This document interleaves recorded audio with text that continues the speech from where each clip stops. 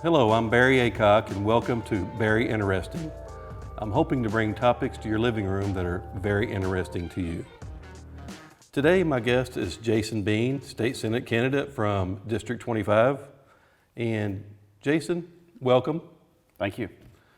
Why do you want to be our state senator is my first question. But before we get into that, tell me a little bit about your background, where you're from, Peach Orchard / Holcomb, Missouri.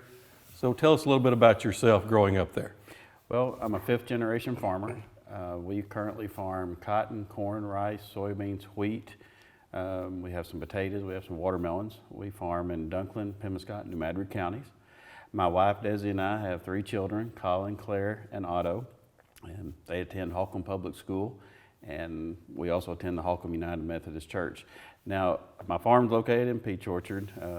My mailing address is Holcomb, but if you really want to get technical, I live in northern Pumpkin Center. I live on the suburbs of Pumpkin Center. I know where that's at. Yes. So your dad was a former state rep, and he was a very well decorated state rep. People, Democrats and Republicans, thought a lot of him. So tell us a little bit about your dad, his tenure, and what he meant to you. Well, my dad, number one, was my hero. He's my best friend. I learned a lot from my dad.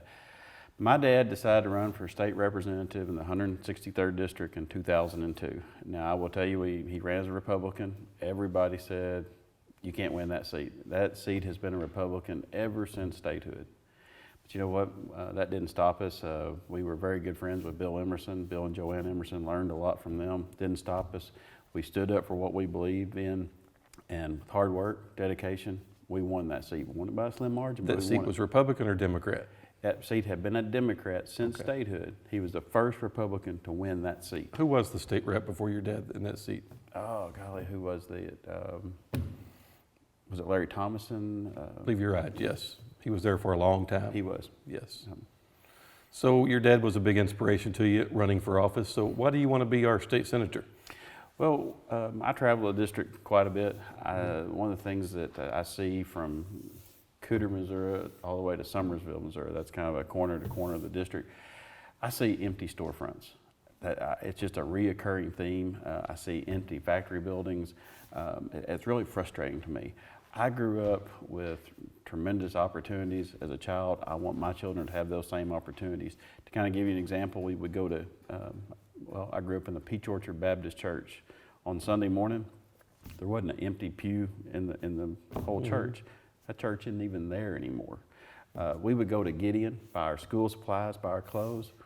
Now there's 2 gas stations and a cafe, and we're lucky to have that. So once again, just a reoccurring theme. I want my kids to have the same opportunities. I'm ready to bring those opportunities back. Well, did your parents pay for those clothes at Gideon with Gideon Anderson coins? The Brozine, I've seen those, but they didn't have those back then. I have one. I happen to have one of those. Oh, wow. So I'll show it to you sometime. So, Jason, you want to be our state senator? Yes, sir. And I agree with you, and I'm very frustrated with all the empty storefronts you see all over Southeast Missouri. Almost every little town in Southeast Missouri used to have a shoe factory. Some towns don't even have schools anymore. So before we get into the issues, though, I just want full disclosure. Everybody out there knows I'm a proud Democrat. Jason and I have been friends for a long time. We see each other in passing at Los Brisas restaurant. I get paid $1 every time I say Los Brisas. Not really. But, you know, we're not best friends. We know each other. We're acquaintances. We're kind of in the same occupation, agriculture. We both love agriculture. And we argue about politics a lot by text message and by phone. Right. And we've never had a crossword. We don't hate each other's guts because I'm a Democrat, you're a Republican. So in full disclosure, I want everybody out there to know that Jason and I agree on some things, but there's many things that we don't agree on. So I just want to be full disclosure before we get into the issues, because Jason may yell at me because I'm going to disagree with him on some of these things. So Jason, let's start off with some of the issues. Are you ready to go into the lion's den here? I'm ready, but just remember when we get through this, you'll be over on this side. Don't worry. We'll see. So Jason, let's get into the lion's den. I'm going to ask you several questions here on the issues that are important to people in the 25th Senatorial District. I think they're important to you. They're important to me and my family. They should be important to everybody. How we get to that agreement on what's good and what's bad for the 25th District, you're going to solve all the 25th District's problems today. All right. So let's start with education. I've got a lot of good friends. I got Dustin Ferguson down at Holcomb, Jimmy Brees and Gideon, and they're always talking to me, crying to me about the funding formula for education. You know, some schools are wealthier than others. You know, you pay real estate taxes in several different districts. I do too. You know, some of them you think they've got plenty of money when they don't, and some of them don't when they do. So let's talk about the education funding formula, and if you can explain a little bit about it, because most viewers just hear the buzzword about it and don't really know what the education formula is. I've tried to study up on it to look smart today, but I still really don't know what it is. It's some kind of deal where the cost of living, student attendance, and economic ability of a community come together to form this fancy, complicated formula that is not fair to most school systems. So after you answer this question, do we need to scratch that and start over? Well, there's nothing wrong with reform. I mean, if you, I know that's one of the things I've learned in my business. There's times when you have to back up, evaluate your situation, and start over. There's nothing wrong with that. But let's talk about that formula. We hear about that formula, and it is a very complicated formula. In fact, I don't know if we've got enough time to really just go through the whole formula. But here's something that you hear. The formula is fully funded. You hear that comes out of Jefferson City. Yes. Well, let's remember this, that yes, the main formula is funded. But here's something that people don't understand. There's also a transportation formula over here. That transportation formula is designed for districts that have a lot of transportation costs, that's what that's going to help pay for. And our rural districts and have some high transportation costs. So we're funding this main formula, but let's look at this transportation formula. 10 years ago, that transportation formula funded approximately 75%, covered 75% of the transportation costs of a school district. Today, that same formula covers 8 to 10%. So where do you think the money is having to come out of this big formula here? So it's really not true to say the formula is fully funded and look, we're doing great, look at this. No, they also have to take money out of this formula now to fund this other formula. So that's not all true. So what we've got to do, we've got to, once again, make sure we fund both of these formulas. That's one example. I think the thing that's really sad to me is we've got some great teachers, great administrators here in Southeast Missouri. There's a national teacher shortage. We don't want that here. We've got good teachers. So they're not getting the raises they deserve because, once again, we're having to take money out of this main formula and do other things with it. So that's one of the things that we've got to, I think as a state senator, I've got to make sure that we do is do everything we can to fully fund the formula. So once again, we are so lucky. My children are lucky. Your children are lucky to have great teachers. I mean, I see teachers going above and beyond, spending money out of their own pockets to help educate our children. And personal opinion, it's where it all starts, right here in educating our children. Well, that's a good point, but I mean, you've studied Jefferson City. I'm sure you kept up with the politics of it the last 4 or 5 years.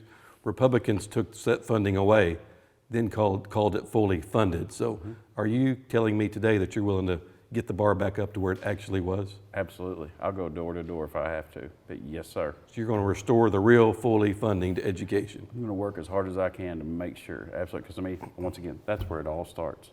That's where it all starts, is in educating our children. So you're not going to go to Jeff City and just side in with the people who cut this? No, sorry. We need the real money here. Yes. Yeah. Period. Good answer. Let's get into workforce development. A lot of times I hear Democrats and Republicans both saying, we need more education, we need to educate the workforce. They're all buzzwords to me because there's no jobs at the end of it. So to me, it's a myth. Everybody wants to talk about more education, but there's no job at the end. There's no reward at the end. There's no career at the end. So talking about workforce development, I think that's a big deal here in Southeast Missouri. Absolutely. Everybody's not going to college. Everybody needs a career. Everybody needs to make a living for their family. So workforce development, what does that mean to Jason Bean? Well, it goes back to, like I said, education. What it means for me is we've got jobs here that, number one, we've got to have people for. And we can get into this a little bit later with economic development, but I want to train that next workforce for jobs that are going to be coming. So how do I see workforce development? Well, right now you've got a president and the governor that are making that priority. Here in the 25th, we've had some really, really good vocational schools. Let's enhance those programs. Let's put more dollars toward those programs. Let's also expand those programs. Let's expand it, whether you're training a person to work in a restaurant, whether you're training a person to work on a farm, whether you're training a person to work for a factory in some position. Let's expand those programs. Also, we've got 3 great universities down here. We've got Three Rivers College, we've got Southeast Missouri State, we've got University of Missouri. We can train people right through those programs too, right through those great universities. So we've got the pieces there. Let's just put it together and run with it. But Jason, my argument with you on that is, yeah, we've got all these great institutions and they are great. We both love them, but there's no job at the end of that training. So let's get into economic development. What's your plan to create jobs? Because at the end of that educational process, we need jobs. You and I have argued about the right to work deal. I don't want to argue with you about it today. It overwhelmingly won in the state of Missouri. This is not a right to work state. Let's don't debate that again. We both know where each other stand on that. We disagree. But where's the job at the end? Where's the vocational training? What's that leading to? What job? How do you envision the jobs? Well, one thing that we're lucky here in the 25th District is we are diverse. We've got timber industry, we've got the cattle industry, we've got tourism. I mean, I'm kind of working my way down. Here in the more southeastern part, we've got the I-57 expansion coming. We've got a river over here that is just, wonderful to have. So when you look at that, it's really, a great district. We've got a lot to offer. And I think one of the things that we've got to do is work with our communities, work with our counties. We've got to do everything we can to utilize federal money, state money, local money to bring jobs back here. But what has happened in the last 6 months? There's a word called COVID. It is changing it's just changing so many things. But one of the things I think now more than ever is we see how we want independence from other countries. So I use an example of 3M. 3M makes masks. We're all wearing masks now. So what do masks take? You need the timber industry, you need cotton, we've got that. Right now is the time with COVID that we can move to bring industry back more than ever and start making those masks right here, because I had some 3M masks in my office, looked up, guess where they were made? China. Why are we not making them right here? Why? You tell me. So once again, that's one thing with COVID, we've got the opportunity. That's a great point. I agree with you 100%. We need to get jobs back here in Southeast Missouri. We've got the economic engine and the know-how and the labor to do that. So yeah, good point. Jason, getting back to the education issue, one of your opponents, Eddie Justice, I talked to a lot of superintendents all over Southeast Missouri. He's getting the rap that he's against public education. Goes back to the Eric Gratton's era. Is that a fair rap against Eddie Justice? Is that a myth or is that reality? Well, Ronald Reagan had the 11th commandment, which was thou shalt not speak ill will against a fellow Republican. So I'm going to adhere to that. I will tell you how I feel about public education is I'm very, very, very pro public education, period. Good answer. So people need to find out for themselves then. That's right. You mentioned COVID. Let's get into rural healthcare Medicaid expansion.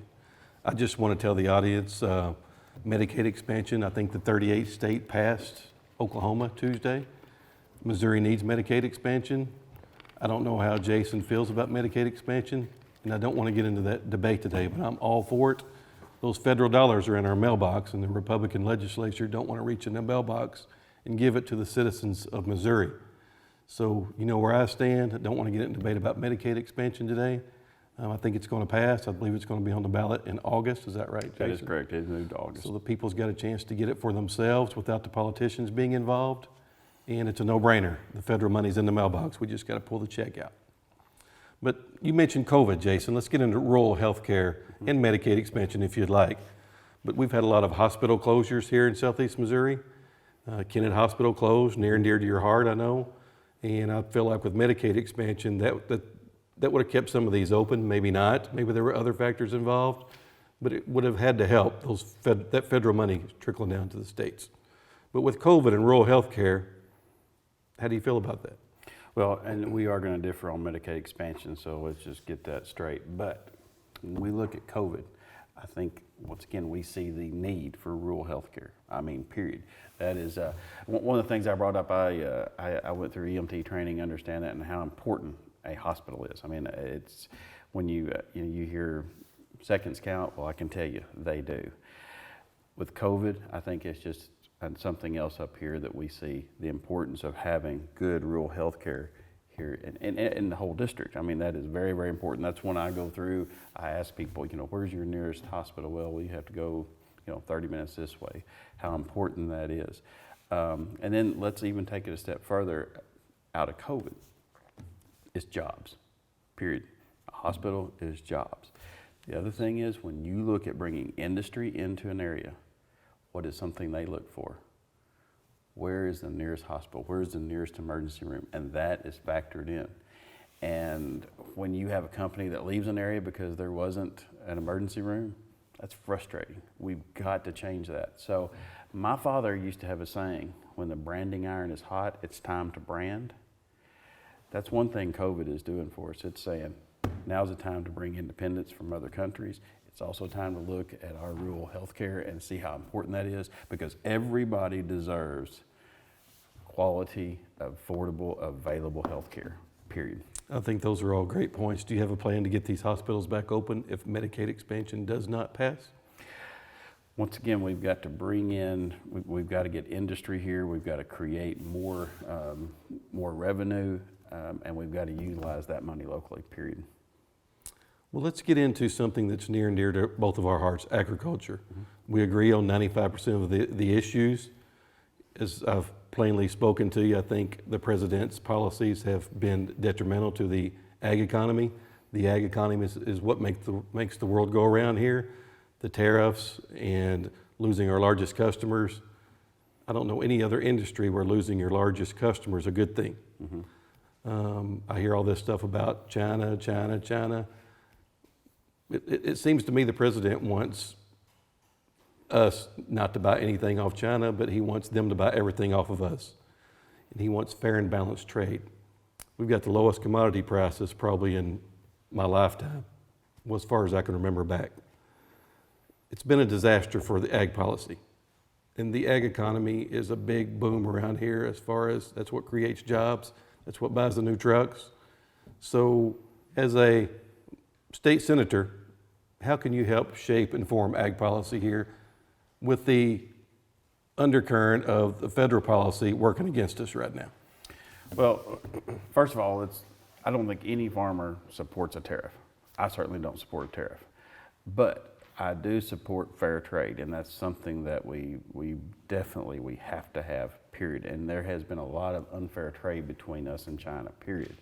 And I do support the president very much so in his wanting to make those agreements fair to us. It's been a tough road to go down. It has not been good. I think also when we see low prices, we have to look at what COVID has done and the demand on food.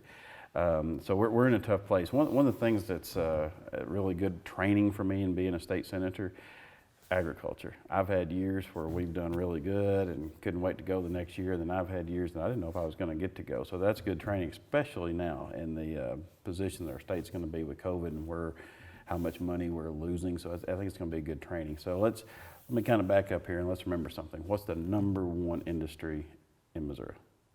Agriculture. $88 billion industry. And personally, I'd like to move that mark to about the $120 billion and keep on going. So what are some things that we can do with agriculture? Number one, let's allow our farmers to still have the freedom to operate how they need to operate. Because once again, you just talked about, that's jobs, that's what buys the new machinery. Where does the money go? We spend that money right here. Everything that we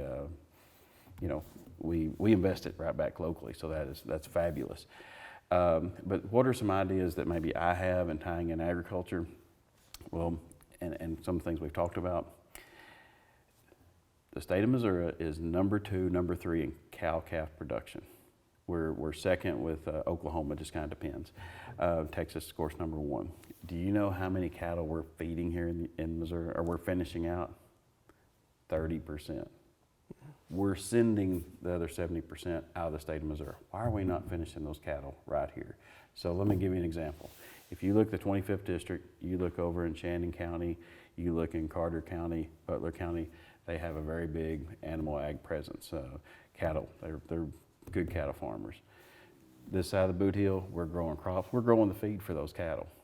So why are we not tying all this together, meeting right in the middle, having a feedlot?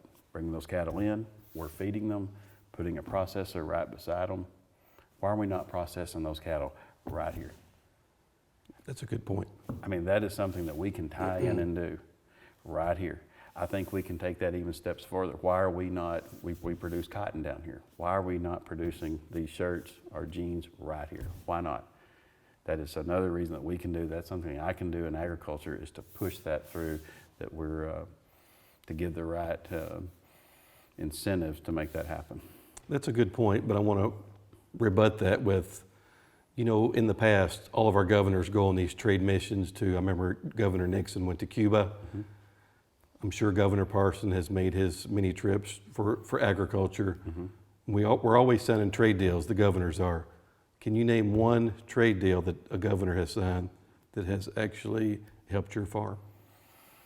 I cannot. I just want to know. I mean, they look like they're all just photo ops and we're helping the farmer. Mm-hmm.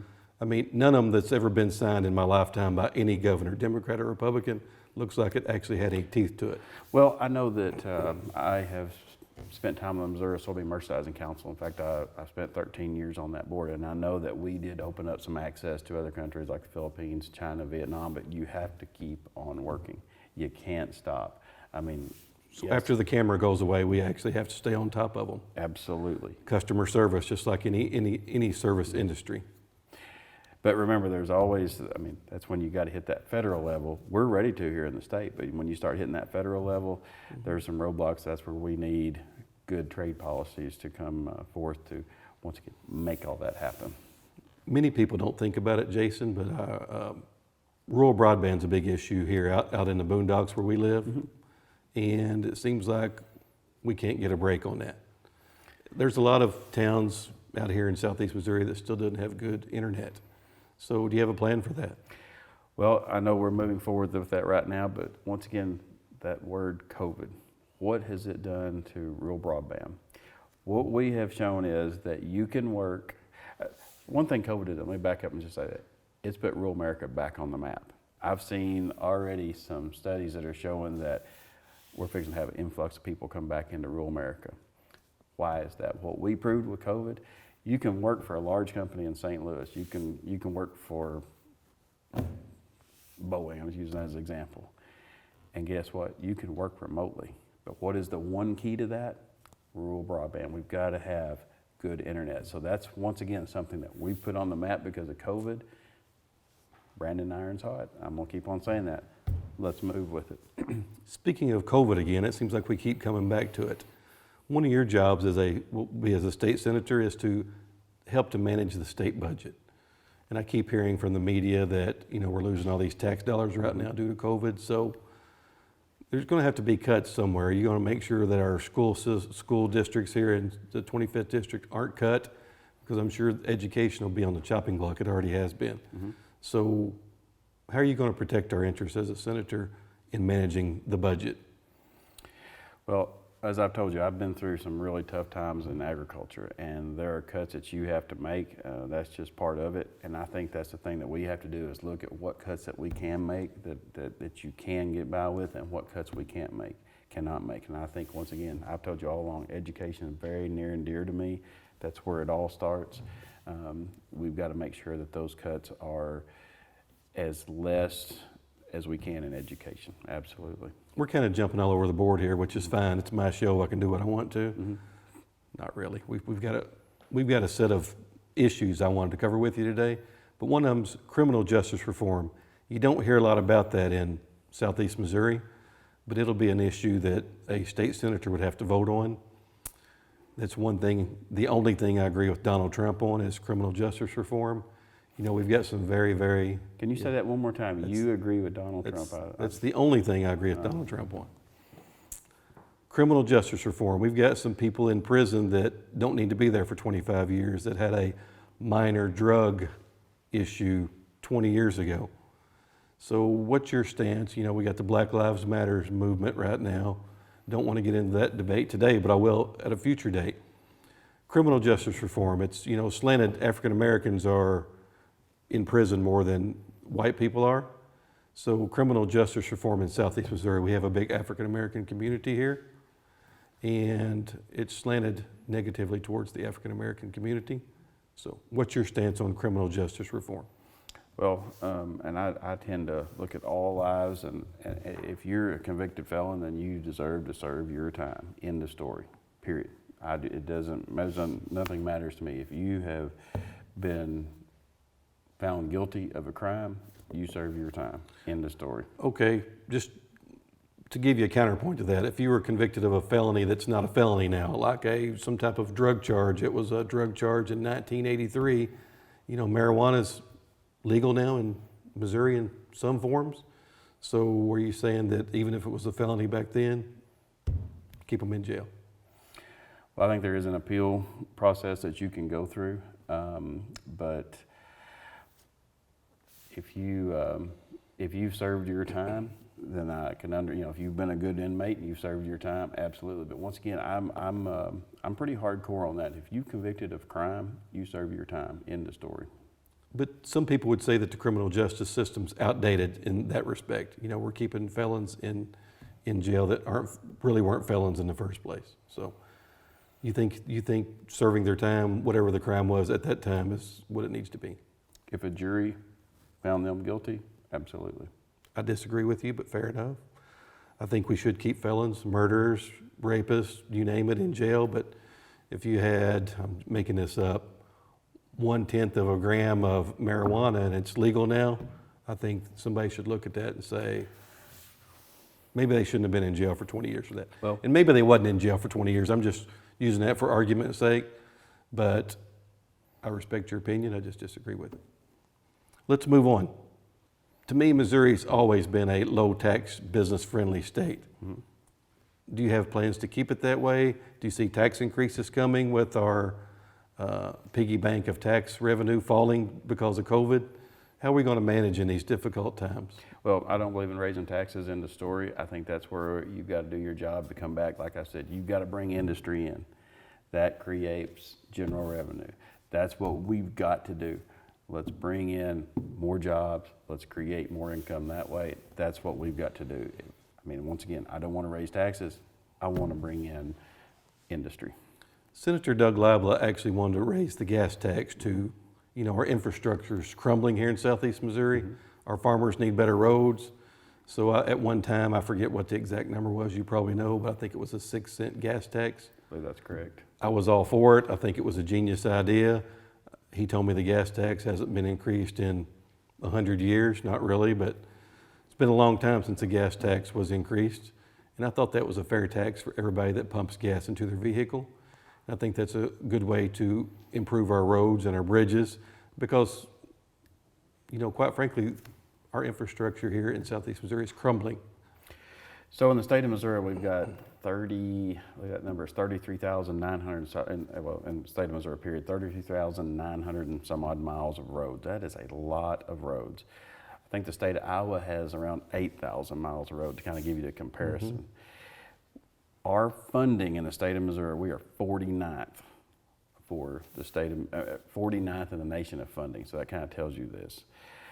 The gas tax is designed, that's what it's designed for, is to maintain our roads.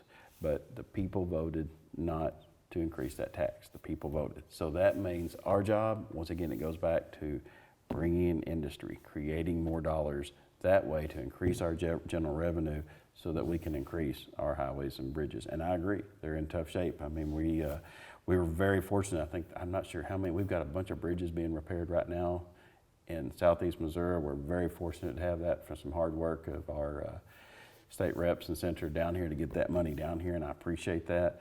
But we've just got to keep on. Once again, the people voted, they didn't want it, so that's our job to create that money in other ways. In my opinion, sometimes the people just don't know what they want.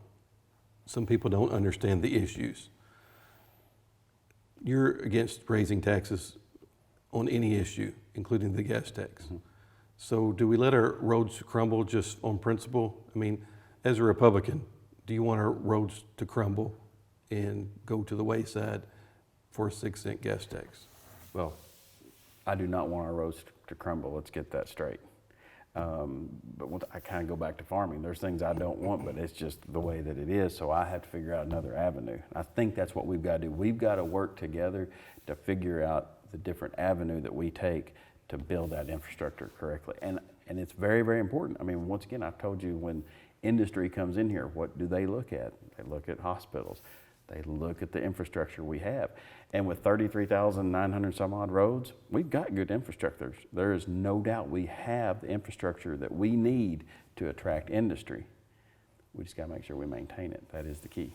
Do you agree, though, that sometimes the message gets killed in the political debate? Like, I know MoDOT, the good people that work at MoDOT, my father-in-law works at MoDOT. I think he would tell you that there's not a lot of waste at MoDOT. When your general citizen probably thinks there's a lot of waste at MoDOT.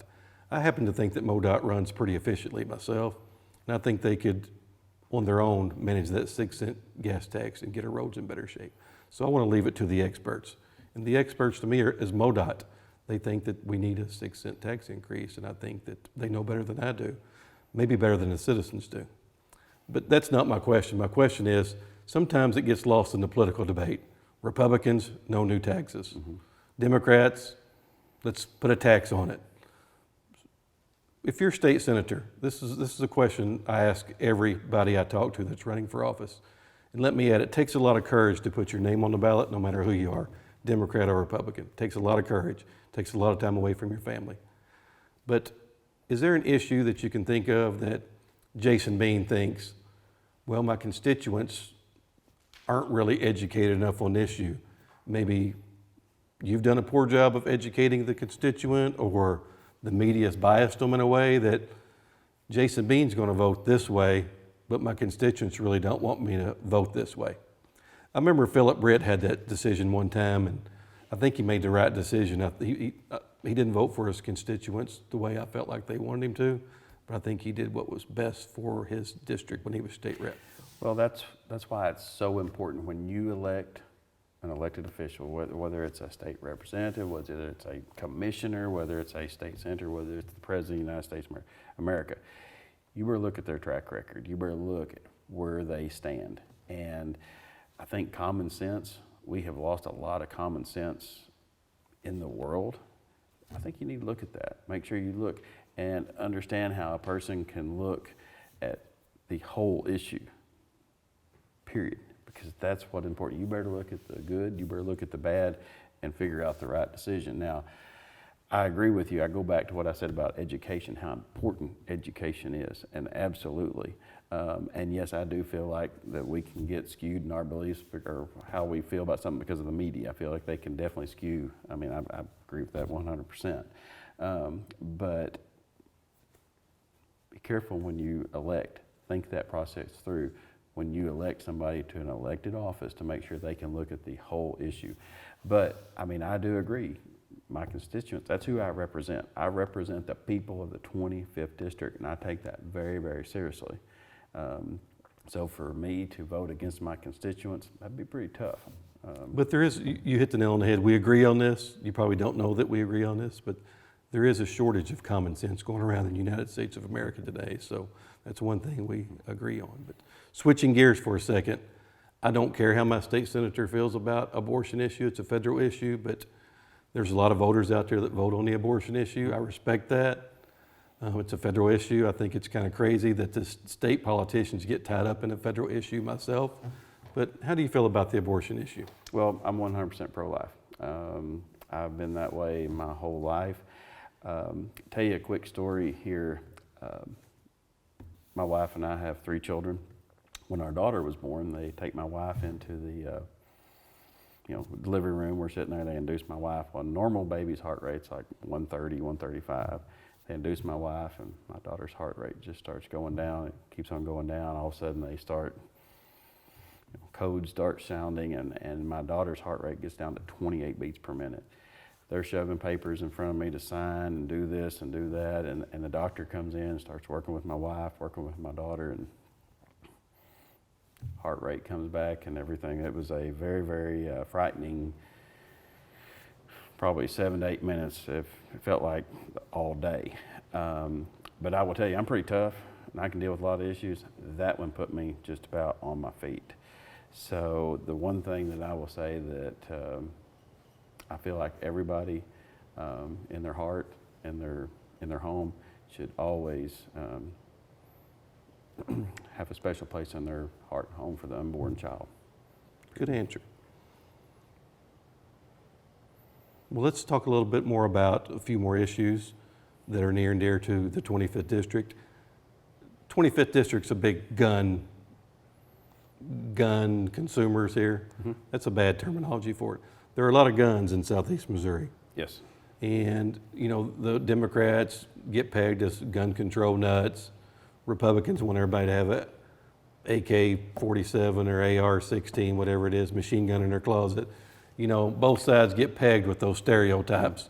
None of them, I think, is true, but that's what we're pegged as. I'm not a big gun person. My wife is. But how do you feel about gun control? Do we have too many of them? Do we have not enough? What's the happy medium here? Well, first of all, an AR-16, AR-14, that's a, I think John Kerry mentioned the AR-16, that doesn't exist. And I think Joe Biden mentioned the AR-10, that doesn't exist. It's a AR-15, AR-10, but that kind of starting to tell you I am a staunch supporter of the Second Amendment. I mean, that leads into a lot of things. I've had a concealed carry permit pretty much since that came out. Yeah, I just heard recently you almost had to use your gun. I did. That was kind of an interesting situation. I'll tell you the story. I was pulling into my house. Now, I moved a long way. The house I grew up in, I moved 40 feet and built a house, so I moved a long way from home. But pulling into, we've got a circle driveway, and I'm pulling in. I've got my 10-year-old son with me, Otto. Pull in and look over to my right, and here comes a woman coming through my mother's yard. She's bloody in the face, bloody in the legs, and I asked her, I said, "Ma'am, have you had an accident?" And she said, "No, my husband's held me captive for 2 weeks." Now, I live out in the middle of nowhere. I know the feeling. So, and I didn't know her. And so she asked me if I can give her a ride. I said, "No, I can't give you a ride, but I'll be glad to call the police." So she said, "Please do." So I call our sheriff and get him on the phone. And as I'm telling him the situation, she says something that this person has showed up and he's got a gun. So I immediately tell her to go to the front of the truck, and get down, tell my son to hit the floorboard, and I do get out of my truck with my concealed carry that I'm not waving it around, but I do have it, and we have a little eye contact, and he decides to go his way, so yes, I didn't have to use it, but I was ready to use it. So. Jason, that would have made a great campaign poster for the 25th District with the gun in your hand. Well, main thing was her safety. Yes. Period. That's it. I just want her to be safe. You did the right thing. You didn't overreact, but it was a deterrent. Got one more issue that I think some people in the 25th District want to know about. Voting rights. You know, you're hearing a lot of stuff in the media about mail-in voting. We've always had mail-in voting for absentee ballots in Missouri. My parents have done mail-in ballots for 2 or 3 years now. So what's your stance on mail-in ballots, voting rights, ID? Well, going through some campaigns with my father, I saw a lot of things, witnessed them firsthand. Everybody has the right to vote, period. I do agree that you need to show your ID. That's how you can vote. I think that I've heard some processes that I am not in favor of mail-in ballots, but I am in favor of everybody having the right to vote. And I know that there's some things they're doing in some other elections that I think can be really effective, very safe. People still show up to vote. I think they should. Why aren't you in favor of mail-in ballots? The state of Oregon's done it my whole life. They've got 75% voter participation, no fraud ever, and it works like a charm. So why wouldn't you be in favor of that in these COVID times?